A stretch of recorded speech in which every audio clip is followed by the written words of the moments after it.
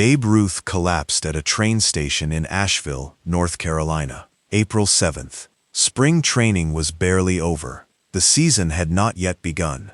Ruth's body, which had survived years of choices that would have destroyed most men in half the time, had finally presented a bill that couldn't be ignored. He was taken off the train on a stretcher. Photographers were there. The images went everywhere. A massive man being carried helplessly through a train station while the cameras recorded every undignified detail. The headline that followed, "The Bellyache Heard Round the World," was written by a sports writer who thought he was being clever. It stuck. It became the official name for what happened to Ruth that spring. And the official name was also the official lie. Because what happened to Ruth in 1925 was not a bellyache. It was something more serious, and more human, and more complicated than a bellyache. It was a man who had been living at maximum excess for a decade finally reaching the point where his body said no. Where the 18-egg breakfasts, and the alcohol and the late nights, and the complete indifference to consequence had accumulated into something that couldn't be smiled away, or slept off, or handled by simply showing up and being Babe Ruth.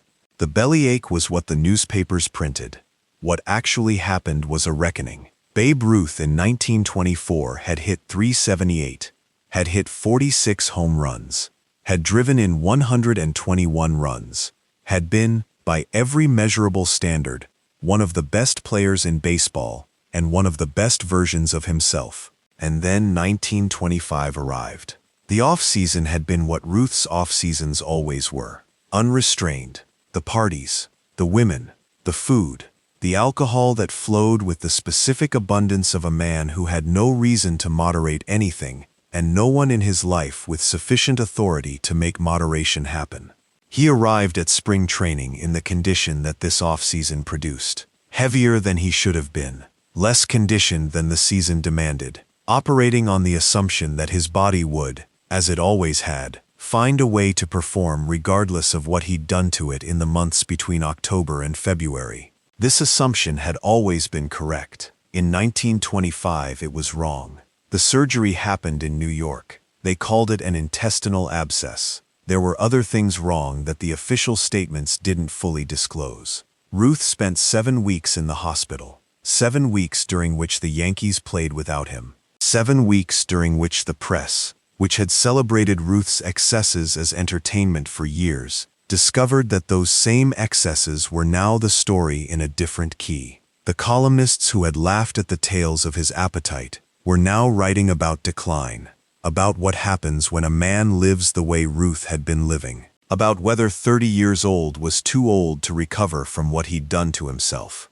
about whether 1924 had been the final chapter. Some of them were writing these things with what sounded like genuine concern. Some of them were writing them with the specific pleasure that certain kinds of writers take in watching the celebrated fall. Ruth, from his hospital bed, read all of it. He always read everything written about him, and he filed all of it in the same place he filed everything that was designed to diminish him, behind a smile, behind the performance of a man who was unmoved by what other people thought. Except that in 1925 he was moved. He was very moved. He just wasn't going to let anyone see it. He came back in June. The Yankees, who had been a functional team without him, welcomed him back with the specific relief of a franchise that understood its identity was inseparable from Ruth's presence. He tried to play. The body was not ready. The conditioning that a full spring training would have built was absent. The timing was off.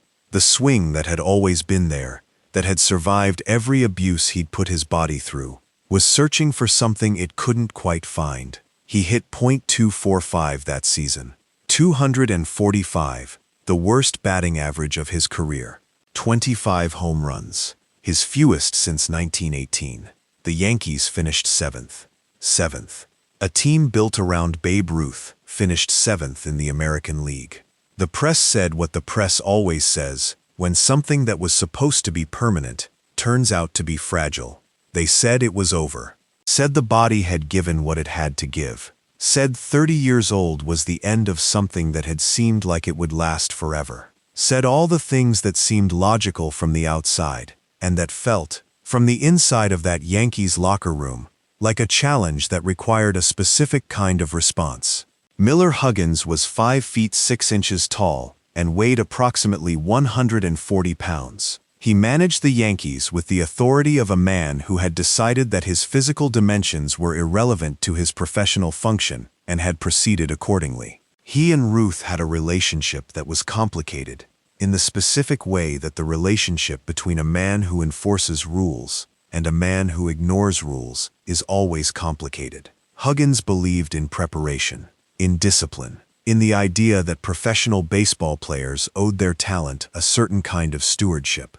Ruth believed in Ruth, in the specific and documented evidence that Ruth's way of existing had produced numbers that the sport had never seen before. They had coexisted uneasily for years. In August 1925, the uneasy coexistence ended.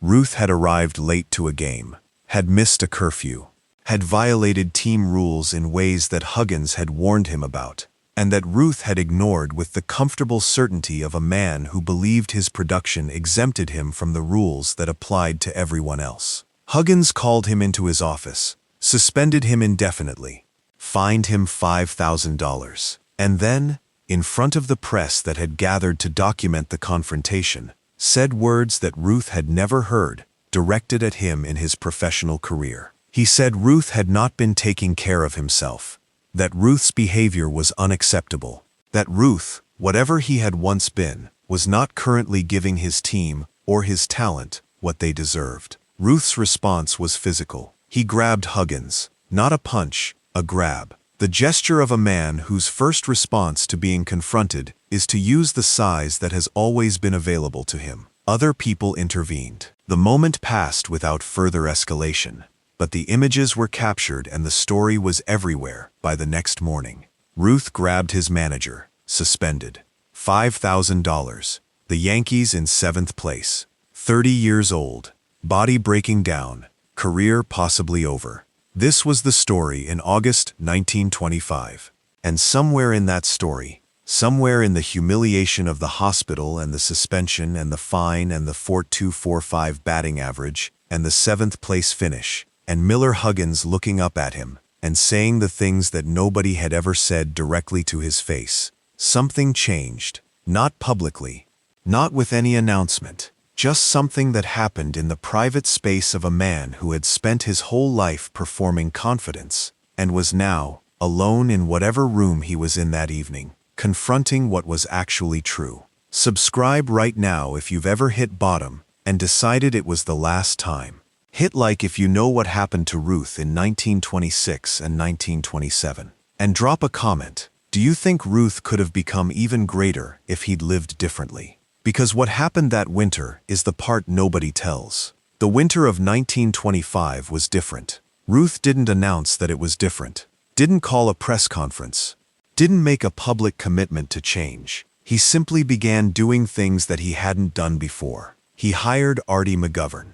McGovern was a physical trainer who ran a gym in New York. The concept of a professional athlete working with a personal trainer in the off-season was unusual in 1925 in a way that it is not unusual now. Athletes of that era did not train in the off-season with any particular structure. You played the season and then you stopped, and then the next season started and you began again. Ruth had certainly never submitted himself to the discipline of a trainer, but he went to McGovern's gym, regularly, consistently, with a seriousness of purpose that people who knew him found difficult to reconcile with the man they'd watched spend a decade eating and drinking whatever was available at whatever hour it was available. He lost weight, real weight, not incidentally, not through playing baseball, but deliberately, through a structured program that McGovern designed and Ruth actually followed. He ran, he lifted, he did the things that athletes do when they have decided that what they want requires a different version of their body than the one currently available. He also slept. This sounds trivial. It was not trivial for Ruth. The nights that had been available for everything else became nights that ended at reasonable hours. Not every night. Ruth was not going to become a different man entirely. But enough nights, enough structure, enough of the recovery that the body requires when it has been asked to perform at the level Ruth's body was required to perform. The 1926 season arrived, and Ruth was different. Not dramatically, not visibly transformed in a way that made clear something profound had occurred. Just different in ways that the numbers documented. He hit .372. He hit 47 home runs. He drove in 150 runs. He was, in 1926, the player he had been before the bellyache and the hospital and the suspension and the seventh-place finish. The press, which had written the obituary the previous year, wrote the resurrection story with equal enthusiasm. Ruth was back. Ruth had proven them wrong. Ruth had done what Ruth always did, which was whatever Ruth decided to do. And then 1927 arrived. 60 home runs. The number that has defined Babe Ruth's career for nearly a century. 60, in one season. His own record, which had stood at 59, broken by himself. 164 RBI. A batting average of .356. The Yankees won 110 games. Won the World Series in a sweep. The 1927 Yankees are still discussed as the greatest baseball team ever assembled, and Ruth was the sun around which everything else orbited. The player that Miller Huggins had suspended in August 1925, and described as a man who wasn't taking care of himself, hit 60 home runs 2 years later. The player who had finished that 1925 season at .245, finished 1927 at .356. The body that had collapsed at a train station in Asheville, North Carolina, and spent 7 weeks in a hospital, performed in 1927 at a level that the sport has never seen before or since. What happened in that winter between 1925 and 1926? What changed in the private space of a man who had hit bottom and decided that bottom was unacceptable? Ruth never fully explained it. This was consistent with his character. He didn't do public introspection, didn't narrate his own development. What he said when asked about 1925 was usually brief and deflective. He said he had been sick, said he had learned from it, said he came back. The fullness of what had happened, the hospital, the suspension, the $5,000, Huggins's words, the .245, the seventh place, the thing that changed in the winter, stayed where Ruth kept most things that actually mattered to him, private, behind whatever face he chose to present to the world on any given day. But the numbers told the story that the words didn't.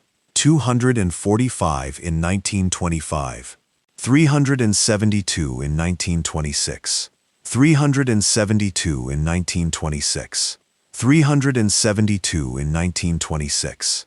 Those numbers are not the story of a man who got lucky. They are the story of a man who hit the bottom of something and found, in the silence of that bottom, a reason to come back. A way to come back. The will to do what the coming back required. The bellyache was what the newspapers called it. What it actually was the last warning that a body gives before it stops giving warnings. Ruth heard it, and for once in his life, he listened.